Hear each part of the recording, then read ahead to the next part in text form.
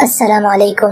آپ نے سنا ہوگا کہ اگر آپ اپنے دل کو سکون اور اطمینان سے آباد کرنا چاہتے ہیں تو دوسروں کی مدد کریں۔ یہ بات درست ہے کہ دوسروں کی مدد کر کے اور دوسروں کے ساتھ نیکی کر کے انسان کے دل کو خوشی حاصل ہوتی ہے، لیکن دو وجوہات ایسی بھی ہیں جب انسان کو دوسروں کی مدد کر کے بھی سکون نہیں ملتا اور وہ بے چین رہتا ہے۔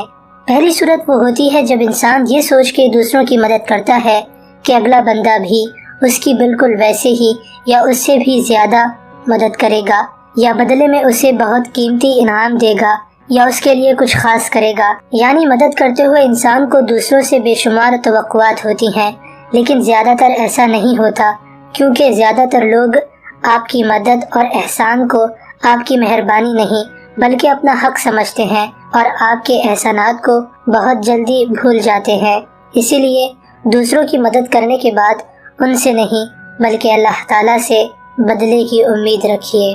مدد کرنے کے بعد اطمینان نہ ملنے کی دوسری وجہ یہ ہے کہ انسان دوسروں کی مدد نہیں بلکہ ناجائز مدد کرتا ہے۔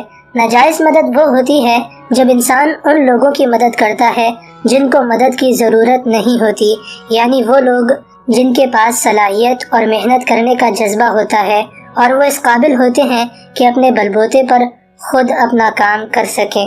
ایک ناجائز مدد وہ بھی ہوتی ہے جب انسان ان لوگوں کی مدد کرتا ہے جو مدد کے لائق نہیں ہوتے، یعنی مدد ملنے کے بعد وہ اس کا ناجائز اور غلط استعمال کرتے ہیں۔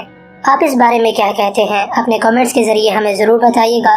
ویڈیو کو لائک اور دوسروں کے ساتھ لازمی شیئر کیجیے گا۔ ایسی ہی ویڈیوز دیکھنے کے لیے ہمارے چینل کو سبسکرائب کر لیجیے۔ السلام علیکم۔